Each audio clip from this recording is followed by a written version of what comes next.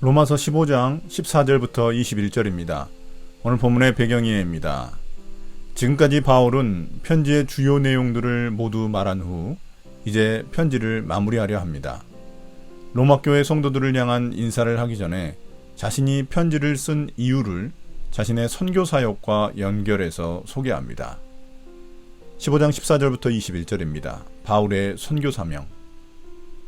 나의 형제자매 여러분, 나는 여러분 마음에 선함이 가득하고 온갖 지식이 넘쳐서 서로 권면할 능력이 있음을 확신합니다. 그러나 내가 몇 가지 점에 대해서 매우 담대하게 쓴 것은 하나님께서 내게 주신 은혜를 힘입어서 여러분의 기억을 새롭게 하려고 한 것입니다. 하나님께서 이 은혜를 내게 주신 것은 나로 하여금 이방 사람에게 보내심을 받은 그리스도 예수의 일꾼이 되게 하여 하나님의 복음을 전하는 제사장의 직무를 수행하게 하시려는 것입니다. 그리하여 이방 사람들로 하여금 성령으로 거룩하게 되게 하여 하나님께서 기쁨으로 받으실 제물이 되게 하시려는 것입니다.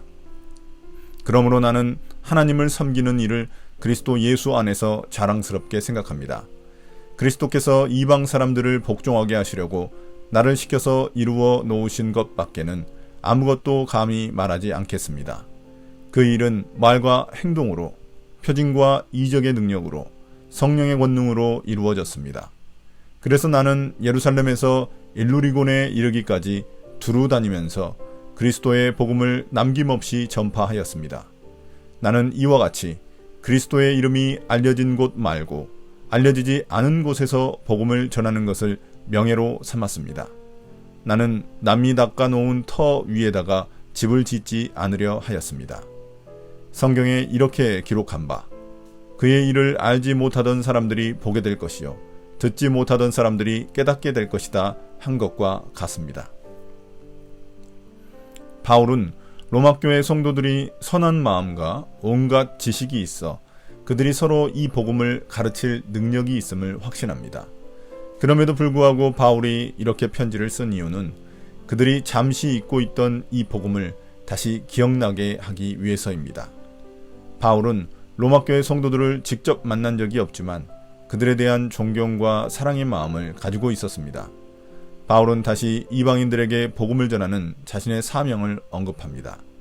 그는 자신이 하나님의 은혜로 이방인들에게 복음을 전하는 그리스도의 일꾼이 되었음을 밝힙니다.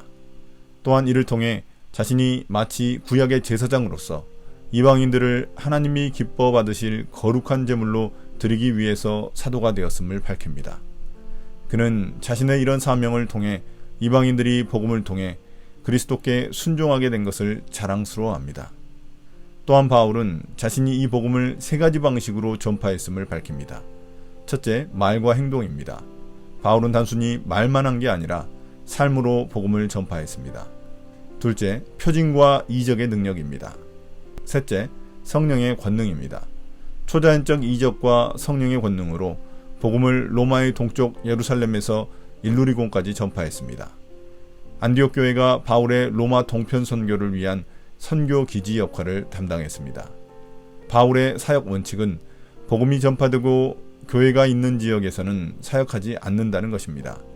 이는 곧 이사야 선지자의 예언을 성취하는 일이었기 때문입니다. 바울이 이처럼 지금까지의 자신의 사역과 원칙을 소개하는 이유는 이제 복음이 전파되지 않은 로마의 서편 지역 사역을 위해 로마 교회가 선교 기지 역할을 해주기를 바라는 마음 때문입니다. 오늘의 묵상 포인트입니다. 첫 번째, 하나님은 어떤 분입니까? 하나님은 바울에게 은혜를 주셔서 그가 이방인에게 복음을 전하게 하셨습니다. 그들이 복음에 순종하게 하여 하나님이 기뻐하시는 제물로 드리기 위해서입니다. 우리에게 주신 사명도 동일합니다. 우리 역시 하나님 나라 복음을 위해 부름받았습니다. 영적인 제사장으로서 불순종하던 영혼들을 순종의 제물로 하나님께 드리기 위해서입니다. 두 번째, 나에게 주시는 교훈은 무엇입니까? 바울이 복음을 전할 수 있었던 것은 먼저 말과 행위, 표적과 이적, 성령의 권능 때문입니다. 또한 바울을 후원하고 기도해준 교회들과 동역자들이 있었기 때문입니다. 바울은 이제 로마 서편 지역에도 복음을 전하기 위해 로마 교회의 도움을 기대하고 있습니다. 교회가 이러한 선교사들의 후원자와 동역자가 되어야 하는 이유입니다. 오늘의 기도입니다. 주님, 바울과 같이 우리도 복음의 일꾼으로 부르신 줄 믿습니다. 복음이 필요한 영혼에게 복음을 담대히 전할 수 있도록 성령의 능력을 더하여 주십시오. 예수님 이름으로 기도드립니다. 아멘.